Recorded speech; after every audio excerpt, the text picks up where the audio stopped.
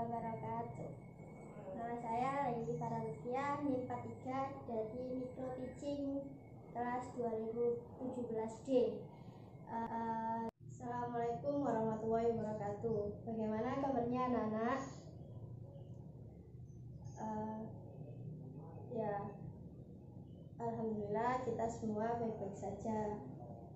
Di pertemuan kali ini Ibu akan menjelaskan tentang tata urutan peraturan perundang-undangan. Sebelum kita memasuki pelajaran, marilah kita berdoa menurut agama dan kepercayaan kita masing-masing. Berdoa mulai.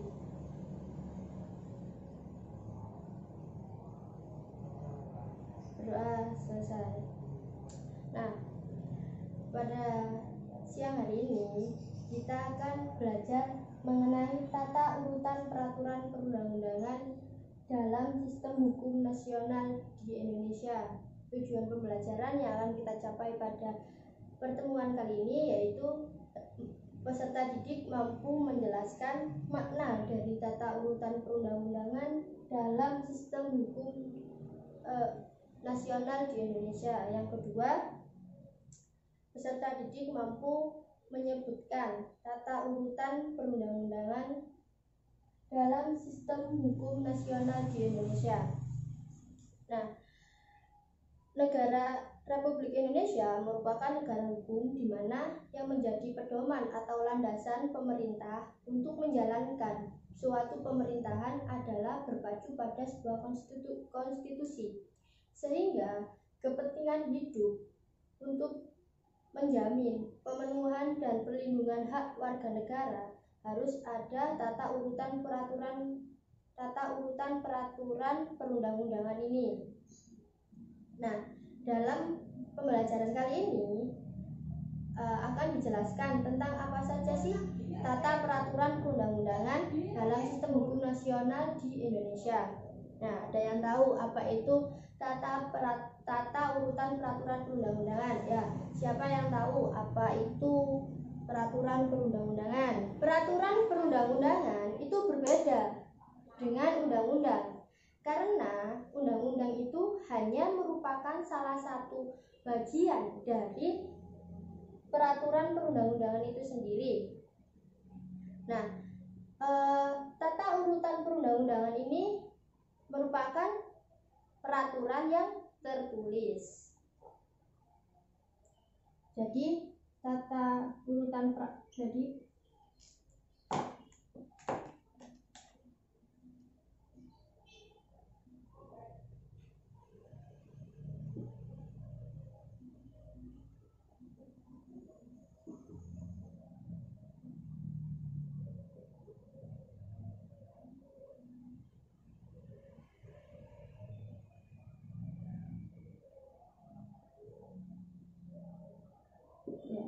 harus kita garis bawahi. Semua peraturan perundang-undangan yang ada di Indonesia itu merupakan peraturan yang tertulis.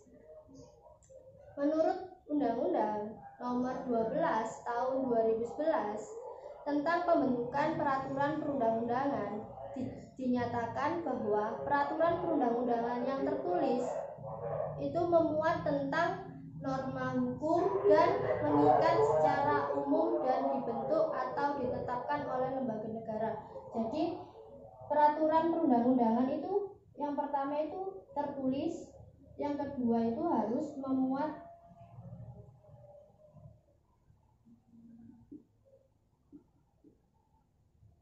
norma, yang ketiga itu harus secara mengikat.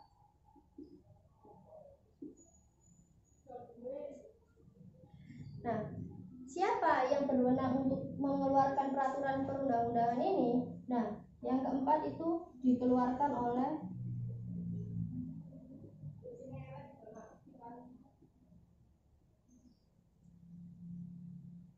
pihak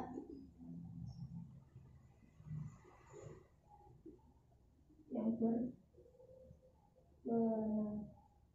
Ya, siapa yang tahu? Pihak yang berwenang siapa aja yang bisa mengeluarkan peraturan perundang-undangan ini? Ya, betul. DPR, MPR, pejabat yang ada di provinsi, bupati atau wali kota atau apa itu gubernur itu kan. Adapun fungsi dari adanya peraturan perundang-undangan ini ada 4, yaitu siapa yang bisa menyebutkan? Ya, fungsi yang pertama itu sebagai norma. Yang kedua sebagai pedoman. Pedoman dari siapa? Tentunya pedoman dan untuk warga negara. Yang ketiga yaitu menciptakan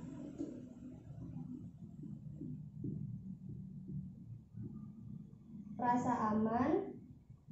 Yang keempat yaitu memberikan perlindungan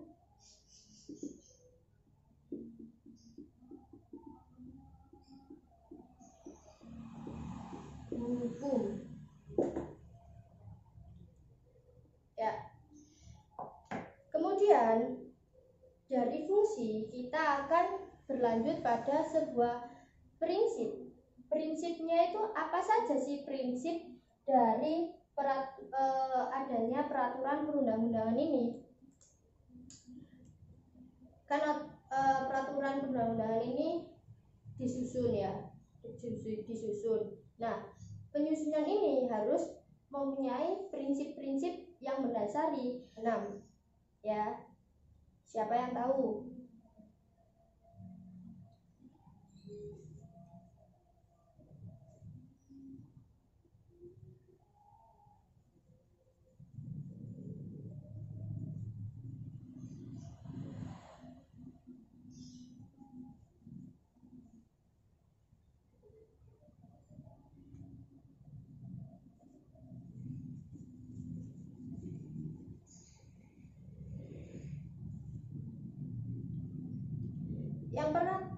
Prinsip yang pertama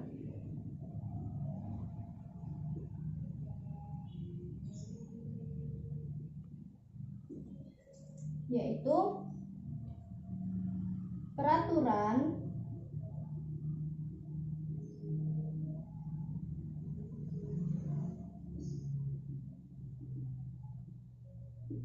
yang lebih tinggi harus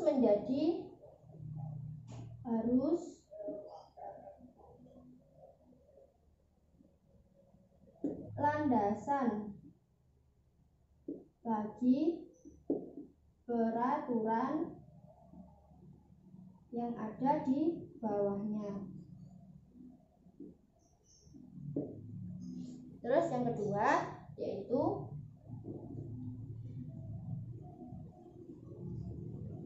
peraturan yang lebih rendah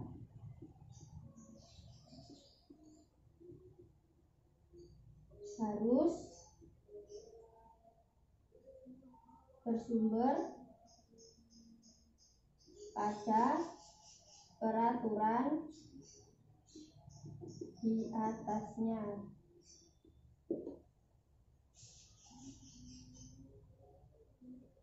Nah, sebelumnya tata urutan perundang-undangan ini itu bersifat hierarki. Jadi ada kayak piramid gitu.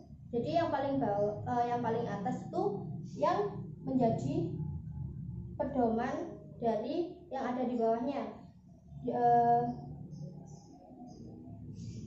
Kayak prinsip nomor 2. Kalau misal peraturan yang lebih rendah harus bersumber pada peraturan yang ada di atasnya. Misalnya susunan di hierarkinya tadi itu dia dalam posisi nomor 4, yaitu dia itu harus bersumber pada susunan hierarki yang nomor 3, begitu pun yang nomor 2, yang nomor 1.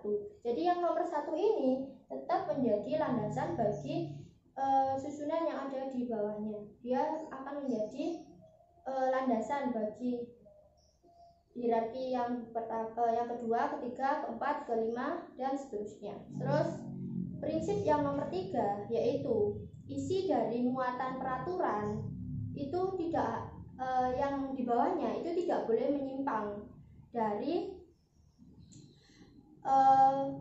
undang-undang yang lebih tinggi di atasnya. Jadi isi dari peraturan itu yang lebih tinggi, yang lebih rendah itu tidak boleh menyimpang dari peraturan yang ada di atasnya. Isi tidak boleh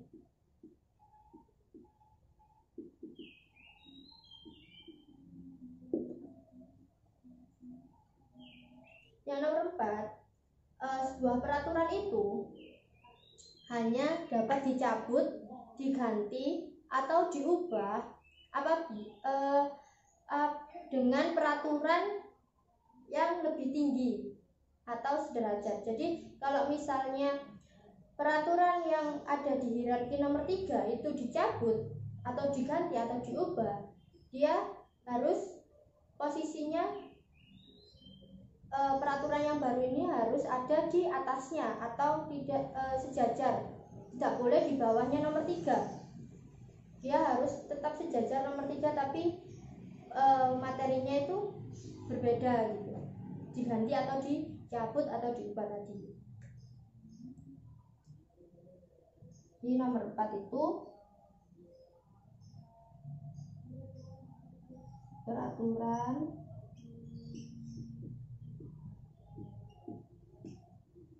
yang dicabut atau diubah atau diganti harus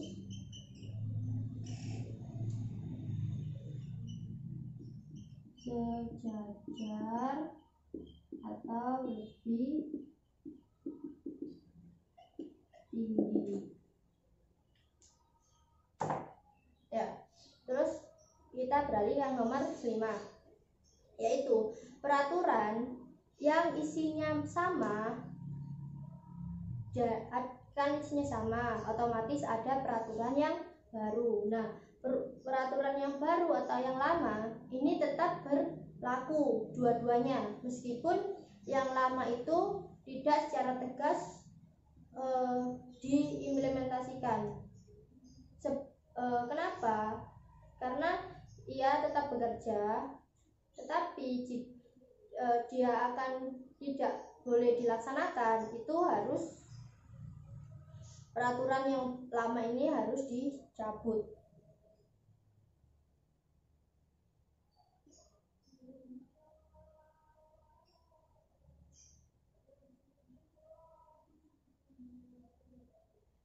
Peraturan yang materinya sama, maka keduanya berlaku hingga peraturan yang lama dicabut. Kemudian yang nomor 6 yaitu peraturan yang mengatur materi lebih khusus itu lebih diutamakan daripada peraturan yang lebih tinggi. Memuat materi khusus akan diutamakan. Ya, dari sini ada yang ditanyakan. Kemudian kan Ibu tadi sudah katakan ya, kalau tata urutan peraturan perundang-undangan di Indonesia itu bersifat hierarki. Nah, otomatis dalam norma hukumnya juga yang paling rendah itu harus berpegangan pada peraturan yang lebih tinggi tadi. Kemudian kita akan beralih pada susunan tata urutan perundang-undangan yang ada di Indonesia. Siapa yang tahu bagaimana sih susunan tata urutan perundang-undangan di Indonesia yang pernah berlaku?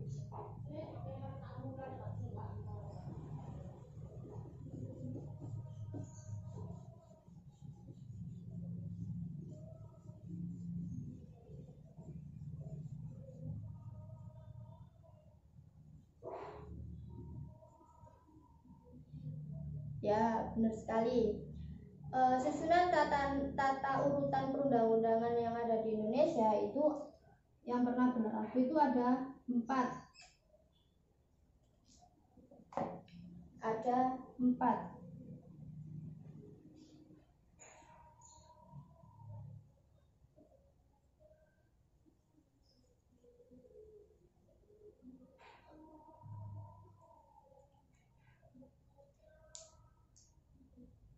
Siapa yang bisa menyebutkan apa saja sih 4 dari susunan tata urutan perundang-undangan yang ada di Indonesia?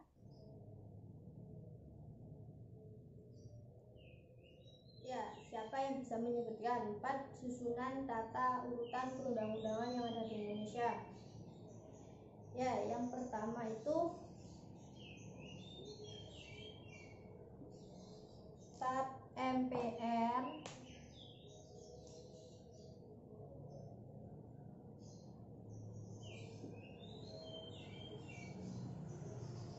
nomor 20 garing MPRS garing 1996.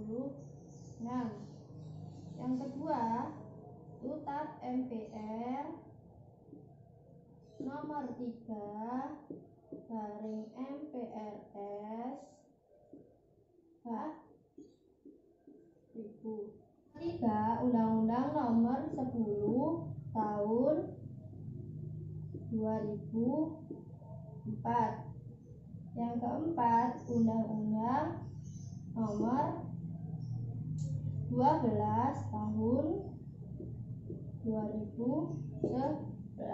Nah, di dalam TAP MPR nomor 20 garing MPRS garing 1996 itu ada yang pertama Undang-Undang Dasar tahun 1945, yang kedua TAP MPR, yang ketiga Undang-Undang, yang keempat Peraturan Pemerintah, yang kelima Peraturan Presiden, yang keenam ada Peraturan Pelaksana. Nah, peraturan pelaksana ini dibedakan menjadi 2, yaitu Peraturan Menteri dan Instruksi Menteri.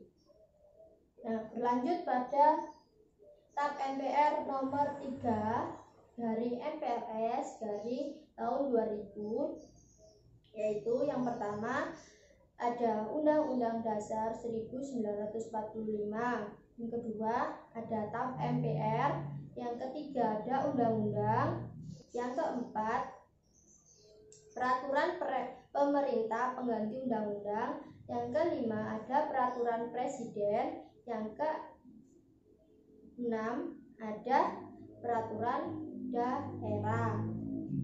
Terus berkembang lagi pada Undang-Undang nomor 10 tahun 2004, yaitu ada Undang-Undang Dasar 1945, kemudian ada Undang-Undang ini sejajar dengan Peraturan Pemerintah pengganti Undang-Undang, ada Peraturan Pemerintah, ada Peraturan Presiden, dan juga ada Peraturan Daerah. Kemudian berkembang lagi menjadi Undang-Undang nomor 12 tahun 2011.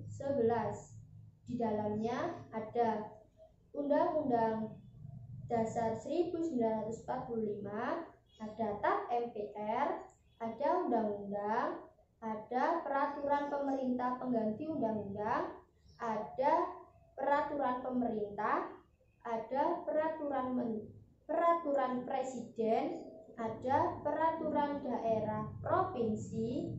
Nah, ada peraturan daerah. Nah, peraturan daerah ini ada peraturan daerah provinsi, kemudian ada peraturan daerah kabupaten atau kota. Jadi, apa yang menjadi perbedaan di antara keempat susunan tata urutan peraturan perundang-undangan yang pernah berlaku di Indonesia? Ya, tentunya di setiap peraturan susunan itu ada yang ditiadakan dan ada juga ditambahi gitu, ataupun diganti sesuai dengan kondisi Indonesia. Kemudian siapa yang tahu sih aturan mana terkait dengan tata urutan peraturan perundang-undangan yang sampai saat ini itu masih berlaku? Ya, tentunya yang masih berlaku pada saat ini yaitu Undang-Undang Nomor 12 Tahun 2011. Hierarkinya gimana? Hierarki urutannya.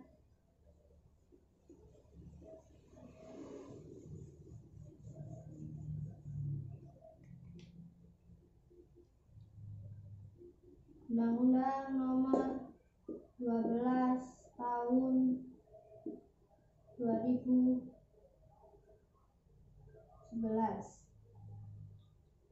Hierarkinya gimana?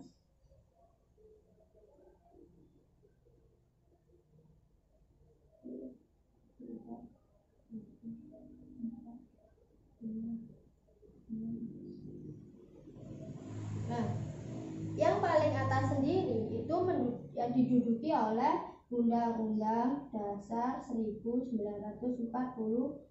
Kemudian di hierarki barisan nomor 2 ada TAP MPR. Yang ketiga ada Undang-Undang, Perpu, peraturan pemerintah pengganti peraturan pemerintah. Yang keenam ada peraturan presiden. Yang keenam itu ada ketujuh peraturan daerah provinsi. Yang terakhir yaitu perda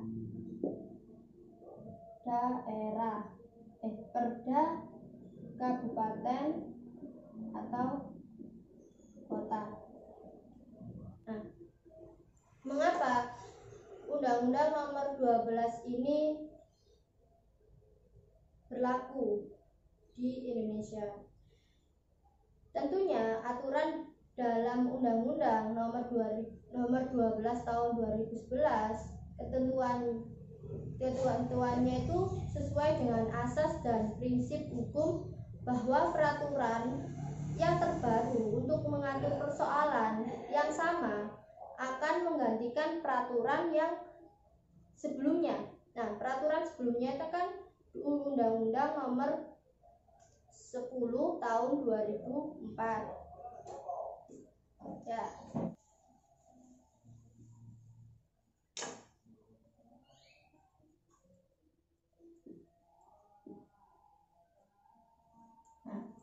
Undang-Undang Dasar 1945 ini merupakan dasar hukum tertulis negara Kesatuan Republik Indonesia yang berfungsi sebagai hukum tertinggi. Jadi kedudukan Undang-Undang Dasar 1945 ini kedudukannya itu sangat tinggi daripada peraturan perundang-undangan yang lainnya. Jadi yang di bawahnya dari Undang-Undang 1945 ini akan bersumber langsung pada Undang-Undang Dasar 1945. Nah, adapun ilmuwan atau ahli yang di bidangnya itu salah satunya menurut L.J. van Appeldaam. Beliau mengatakan Undang-Undang Dasar itu merupakan bagian tertulis dari suatu konstitusi. Jadi Undang-Undang ini, Undang-Undang Dasar 1945 ini merupakan hukum tertulis dari suatu konstitusi. Terus menurut pendapat Miriam Budiarjo menyatakan bahwa Undang-Undang Dasar memuat ketentuan-ketentuan mengenai organisasi negara, hak-hak asasi manusia, prosedur pengubahan Undang-Undang Dasar, dan memuat larangan untuk mengubah sifat tertentu dari Undang-Undang Dasar. Jadi Undang-Undang Dasar 1945 ini menurut Miriam Budiarjo itu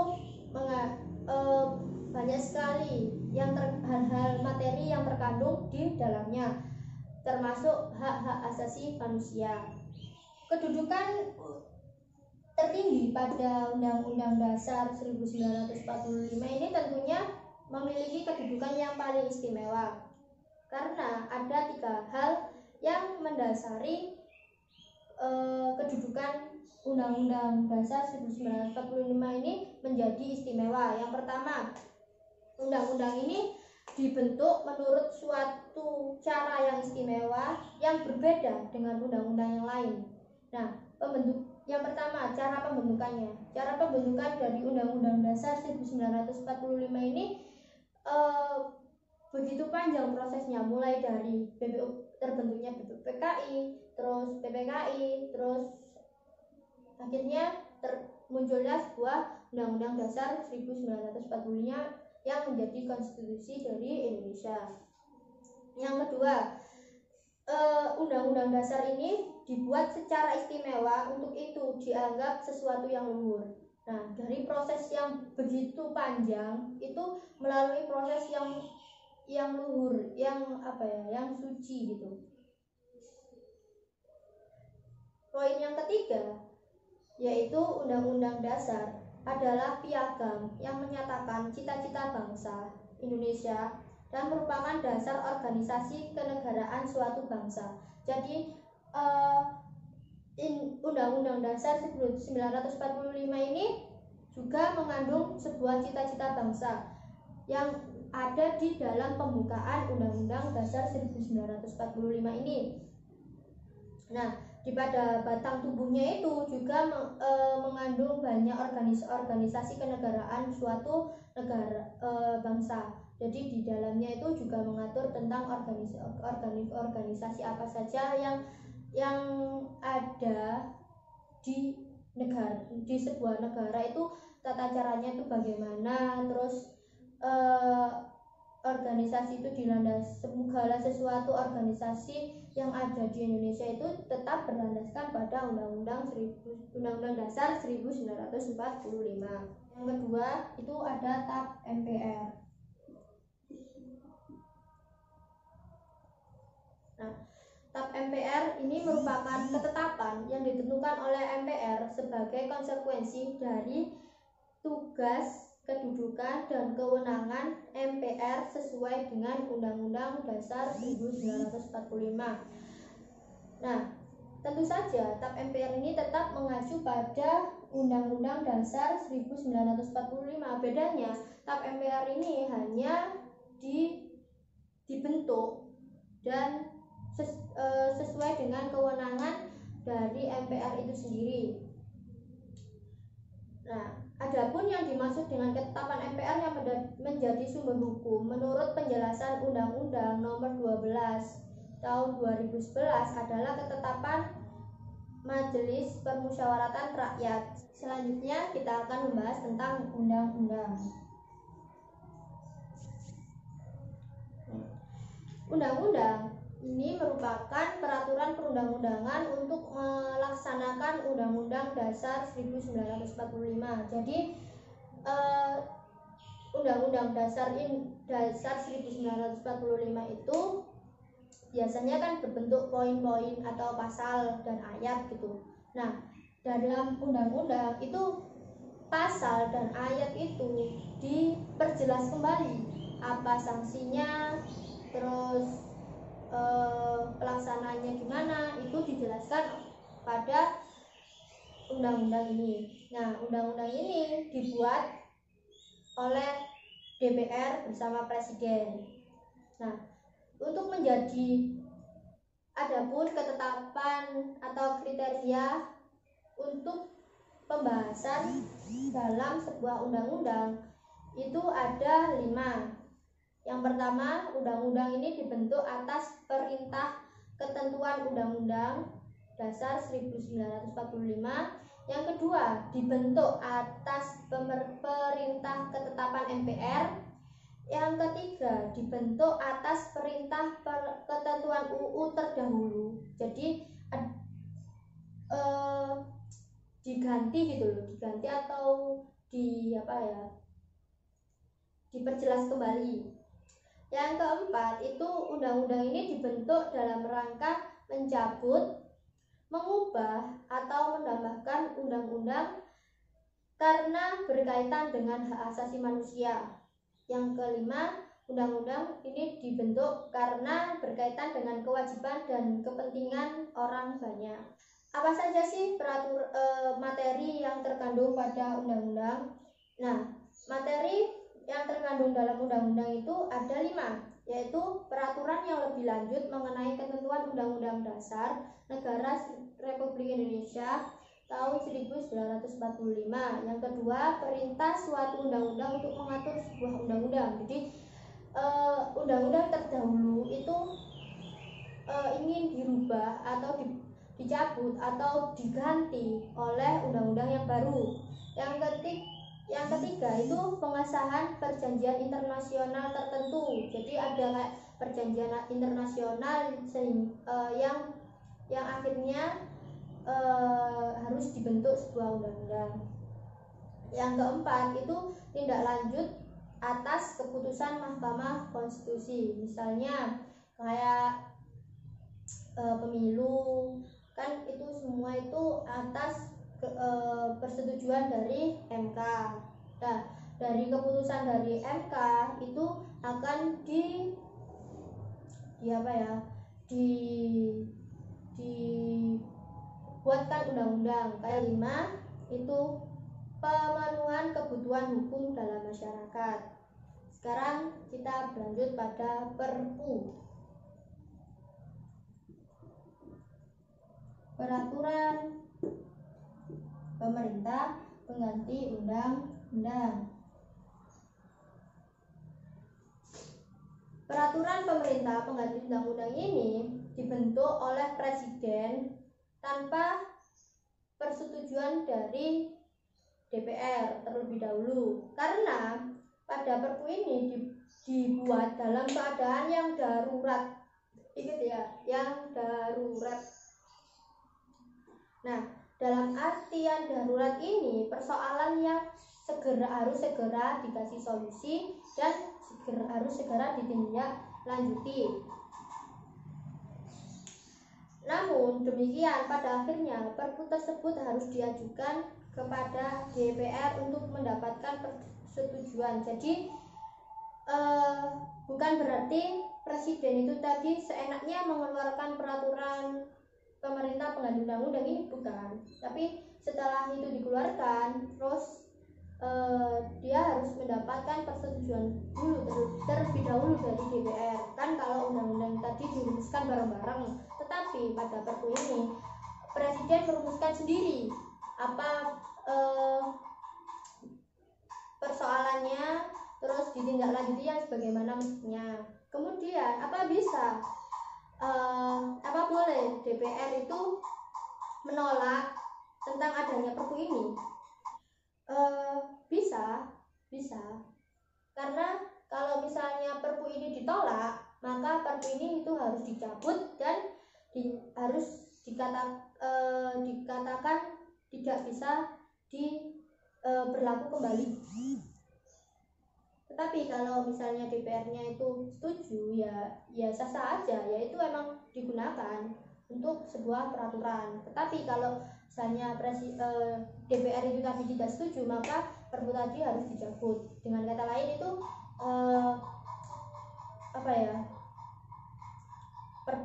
peraturan itu tadi sudah tidak berlaku kembali. Nah, selanjutnya itu ada peraturan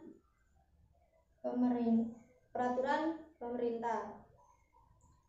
Nah, untuk melaksanakan sebuah undang-undang, maka dikeluarkanlah peraturan pemerintah. Jadi, peraturan pemerintah itu disebut merupakan bentuk pelaksanaan dari suatu undang-undang. Itulah sebabnya materi muatan peraturan pemerintah ini berisi tentang materi untuk menjalankan undang-undang sebagaimana mestinya. Jadi, dari undang-undang tadi mekanisme pelaksanaannya itu diatur lagi pada peraturan pemerintah. Nah, apa saja yang kriteria dari peraturan pemerintah itu? Yang pertama, peraturan pemerintah ini tidak pernah dibentuk tanpa adanya UU induknya. Jadi peraturan pemerintah ini harus dibuat itu sesuai dengan undang-undang yang ada. Tidak boleh kayak asal-asalan membuat peraturan pemerintah, tetapi harus ada induknya gitu, harus ada undang-undang induknya. Yang kedua, peraturan pemerintah ini tidak dapat mencantumkan sanksi pidana. Nah, kan di undang-undang itu selalu mencantumkan sanksi, tetapi pada peraturan pemerintah ini tidak boleh menyantumkan sanksi yang ada di undang-undang tersebut. Cukup undang-undang tersebut aja yang menyantumkan sanksi apa yang diperoleh. Yang ketiga, peraturan pemerintah tidak dapat memperluas atau mengurangi ketentuan undang-undang induknya. Jadi undang-undang induknya itu bicara A, ya peraturan pemerintah itu juga harus berbicara tentang A, nggak boleh melebar sampai C, B, D, itu nggak boleh. Harus sesuai dengan apa yang dibahas dari undang-undang induknya tadi. Yang keempat, peraturan pemerintah dapat dibentuk meskipun undang-undang yang bersangkutan tidak menyebutkan secara tegas asal PP tersebut untuk melaksanakan UU. Nah, yang keempat ini maksudnya peraturan pemerintah ini dapat dibentuk meskipun dalam undang-undangnya itu tadi tidak mengharuskan untuk peraturan pemerintah ini untuk melaksanakan sebuah undang-undang tersebut. Jadi gak apa-apa gitu, gak apa-apa untuk mengeluarkan peraturan pemerintah meskipun dalam undang-undangnya itu tidak harus dilaksanakan gitu. Kembali lagi pada kriteria yang pertama tadi, peraturan pemerintah itu harus dibentuk sesuai dengan adanya undang-undang induknya.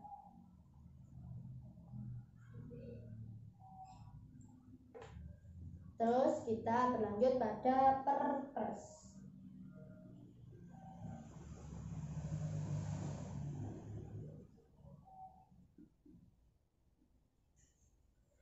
Perpres, peraturan presiden, merupakan peraturan perundang-undangan yang dibentuk presiden berdasarkan pasal 4 Undang-Undang Dasar 1945. Nah, dilihat dari sifatnya, presiden dapat membuat dua macam keputusan, yaitu bersifat pengaturan atau bersifat penetapan. Yang termasuk jenis peraturan perundang-undangan adalah keputusan presiden yang bersifat pengaturan atau yang disebut dengan peraturan presiden. Nah, jadi peraturan presiden ini dibuat oleh presiden. Nah, materinya apa saja? Materinya yang terkandung pada peraturan presiden ini berisikan tentang pelaksanaan peraturan pemerintah atau untuk menyelenggarakan kekuasaan pemerintah. Selanjutnya ada Perda.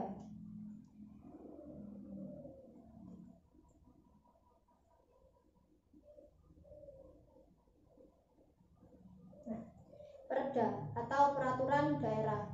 Nah, peraturan ini dibuat oleh pemerintah daerah. Nah, kan tadi perda itu ada dua, yaitu peraturan daerah provinsi dan peraturan daerah kabupaten dan atau kota. Nah, perda ini dibuat oleh pemerintah yang ada di provinsi atau yang ada di kota. Nah, setiap provinsi itu berbeda-beda. Misalnya Provinsi Jawa Timur mengatakan A, tetapi pada Provinsi Jawa Barat itu tidak ada peraturan yang dibuat oleh di Jatim. Jadi perda itu dibuat oleh provinsinya masing-masing, di pemerintahan masing-masing. Begitupun di kota ataupun di kabupaten. Materinya yang terkandung pada perda ini, berbaik perda provinsi maupun perda kota atau kabupaten, itu menyelenggarakan otonomi daerah dan tugas pembantuan serta menampung kondisi khusus atau penjabaran lebih lanjut dari peraturan perundang-undangan yang lebih tinggi. Jadi isinya perda itu ada otonomi daerah masing-masing, ada tugas pembantuan, terus ada penjabaran yang lebih luas lagi untuk wilayah tersebut menurut peraturan-peraturan yang ada di atasnya. Nah, itu. Dari sini ada pertanyaan. Ya, baik. Kesimpulannya, tata urutan peraturan perundang-undangan dalam sistem hukum nasional di Indonesia itu dapat disimpulkan bahwa peraturan perundang-undangan merupakan semua peraturan yang tertulis yang dibentuk dengan cara-cara tertentu oleh pejabat yang berwenang dan dituangkan dalam bentuk tertulis. Jadi semua peraturan yang dari Undang-Undang Dasar sampai Perda ini dibuat secara tertulis oleh pihak yang berwenang. Yang kedua, tata urutan peraturan perundang-undangan disusun berdasarkan pandangan bahwa sistem hukum merupakan sistem hierarki yang berjenjang, di mana norma hukum yang paling rendah harus berpegangan pada norma hukum yang paling tinggi. Jadi ini semua itu sistemnya hierarki.